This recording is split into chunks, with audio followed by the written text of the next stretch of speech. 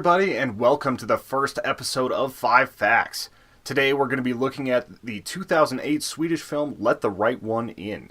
It's a really fascinating horror love story between a young man named Oscar, who's very much a bullied kid, kind of neglected by his parents, by pretty much adults in general, meeting up with a young girl named Ely, who he starts to learn might not so much be a young girl, might actually be something a little bit more monstrous. It's a really fun movie. This is going to have spoilers in it, so if you haven't seen it, I strongly recommend you check it out. You can get it from the Amazon link below. Alright, it's time to take a deeper look. First fact, sound design is weird. The sound effects in horror movies are often pretty interesting. I imagine the sound engineers are always smashing melons, stabbing any type of thing that they can get their hands on. They're all looking for that perfectly squicky sound to really get people, to really build up and sell the story. Let the Right One In definitely has a few moments like that, where the actors are generally doing violent things. Let the Right One In definitely has this. They've got a few moments where Ely is attacking people, where vampiric acts are happening, where you just hear flesh being rended and torn. This was accomplished through the use of sausages. They had the actress actually bite into it and rip, just trying to get that perfect noise of whenever you're biting through the skin of the sausage and getting the chunk of meat out of it. Also, there's a really disturbing slurping sound that happens during the film, and this is actually someone trying to chug yogurt with the microphone right up on their throat. Some of the other things are a bit interesting too. There are very weird moments where there's pronounced blinking, and that was simply done by taking grapes and making this sort of emotion with them. Fact 2. Voices, vampires, and vivisection. While filming Let the Right One In, it was decided that Lena Leanderson's voice was too soft and delicate for the role of Ely.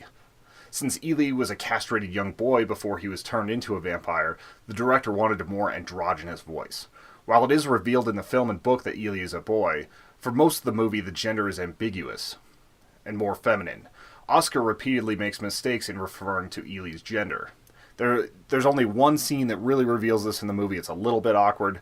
This also did not make it into the American version, where they decided to just leave that entire part of the story out of it.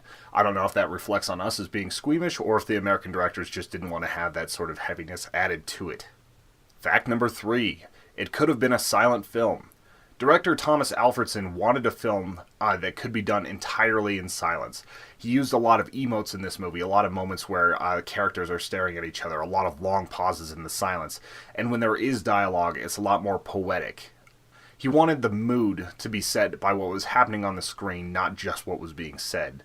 Originally, he sought out to do it as a silent film, but the appeal of a silent film in the modern era is a little bit lacking.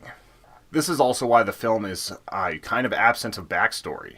A lot of the vampire rules and myths are kind of inferred by what's happening on the screen, rather than explained through any sort of info dump that could have been put on there. Even the name of the film demonstrates this. It's Let the Right One In. In traditional lore, vampires have to be invited in before they can actually go into a residence, into somebody's home, into somebody's castle, anything like that. This is why the scene in which Oscar invites the vampire in is so important to both the plot and the title.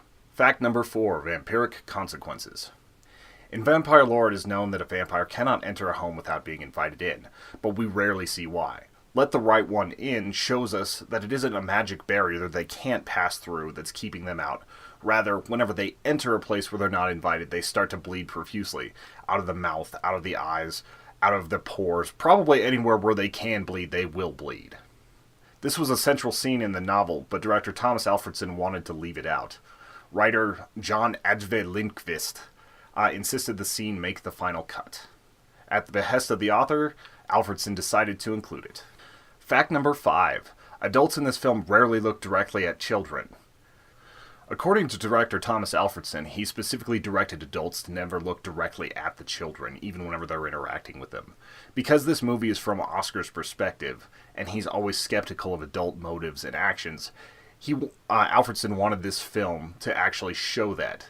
He wanted them to be seen as accessories, as basically something the parents keep around because they have to, not as something that they actually care about. Let the Right One In is an ambiguous movie, one where the happy ending is a child running away with a monster toward an uncertain future. A child who has seen many of the people who bullied and beat him murdered, and views that as a solution. Is Oscar going to be like Ely's first ward of the film, Hakan? He was a man trapped in a loop of constant murder at the behest of a vampire. Or is Oscar's love for Eli something more pure than that? Through the subtext of the film and confirmation from the book, we were able to determine that Hakan was a pedophile, and that Ely targeted him since he was a predator and they were a predator as well. They both got what they needed from the deal, but where does that leave Oscar? Will he be turned? Will he kill for Ely because she still has a need to feed on humans? Is he going to become the monster that Ely needs, or will he simply grow older with a 200-year-old person in a 12-year-old's body? Questions like these are what make Let the Right One In such a powerful and twisted bit of horror. Oscar is leaving his old life to fight for the person he loves, but he's sacrificed so much already. The vampires of this story are not just parasites feeding on human blood, but also of the emotions and the desire of the people they let in. That's going to do it for 5 Facts this week. Like I said, this will be a bi-weekly show. We're going to be covering horror movies of all subgenres over all time.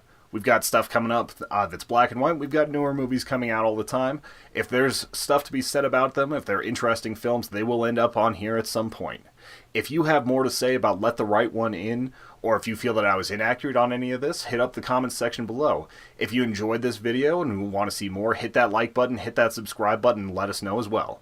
Share it with a friend. Thank you all for watching. Check out the Human Echoes podcast if you want longer, more in-depth reviews of movies.